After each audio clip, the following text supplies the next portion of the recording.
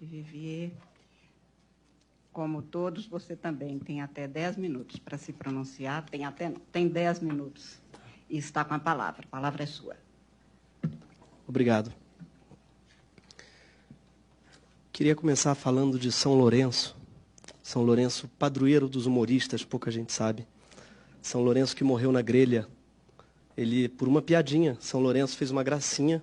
O imperador de Roma pediu que entregasse todas as riquezas da igreja. E São Lourenço foi ao imperador com uma multidão de pobres e disse: eis a maior riqueza da igreja. Foi condenado à grelha.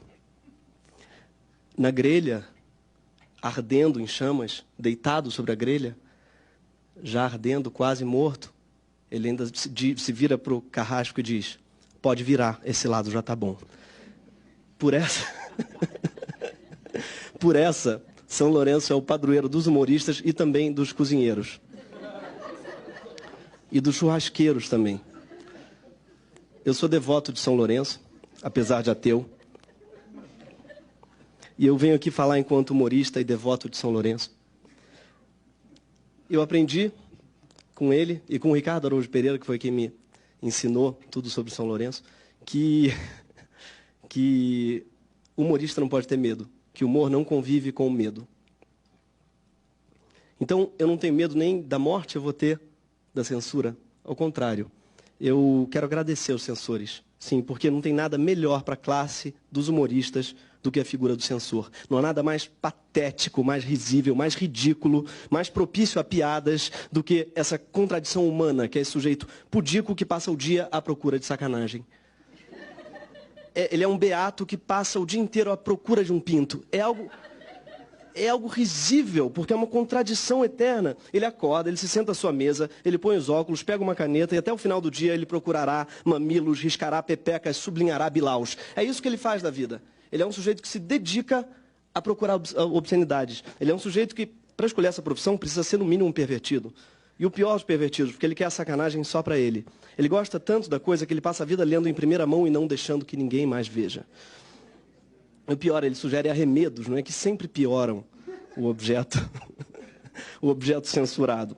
Tanto é que a história se encarrega já de esquecê-los, né? Nelson Rodrigues, Chico Buarque, Caetano Veloso, Graciliano Ramos, Cassandra Rios, Érico Veríssimo, todos censurados. Alguém lembra o nome dos censores? Ninguém. Não há sequer um beco em homenagem a eles. Ele está no último dos círculos do inferno de Dante.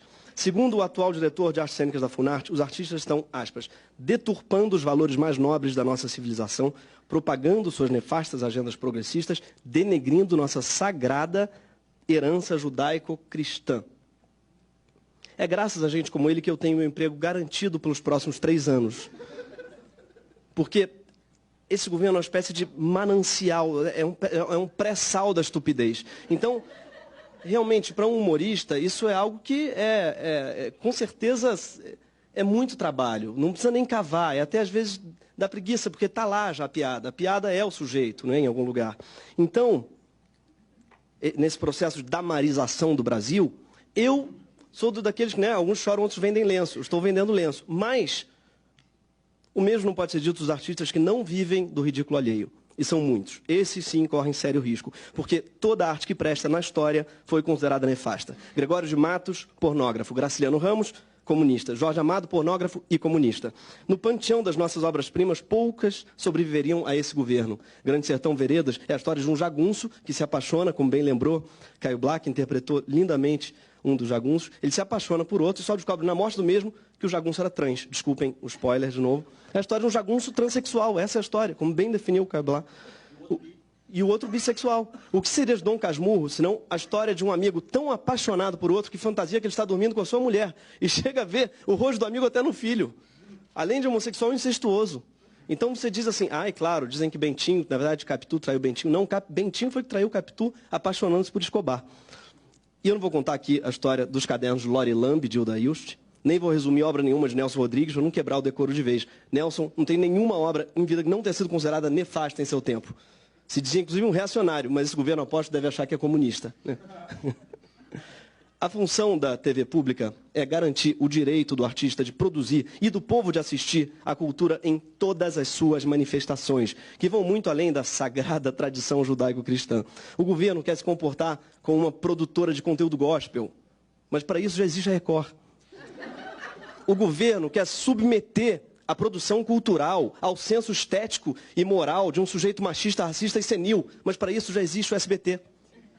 Um edital de cultura e uma TV pública existem para garantir que em algum lugar nesse país a arte será produzida com total liberdade, sem critérios comerciais ou morais, mas puramente artísticos. A ideia de que existe uma arte nobre e uma arte nefasta é, por si só, nefasta, mas não é nova. Os nazistas usavam o termo arte degenerada para falar da arte moderna. E quando começaram a queimar livros, Freud teria dito, é um progresso. Antigamente queimavam o autor. Mas a história ensina que onde se queimam livros sempre terminam queimando pessoas. Mas não vamos fazer como São Lourenço e dizer, esse lado está bom, podem virar. Nós viemos aqui apelar para o Supremo, que, como o nome diz, está acima disso tudo. E entrando aqui na porta, eu li ali as missões do Supremo, muito bonitas, escritas lá pelo decano, pelo Celso de Mello, pelo ministro. E eu queria ler aqui, porque está ali, está na porta, para todo mundo ver. E é, as missões, entre as funções, está repelir condutas governamentais abusivas, neutralizar qualquer ensaio de opressão estatal, fazer cumprir os pactos internacionais que protegem os grupos vulneráveis expostos a injustas perseguições e práticas discriminatórias. Se isso não é uma injusta perseguição e uma prática discriminatória, eu não sei o que é. Então, por favor, peço que zelem para que a gente não tenha o mesmo fim de São Lourenço. Muito obrigado. Obrigada a você.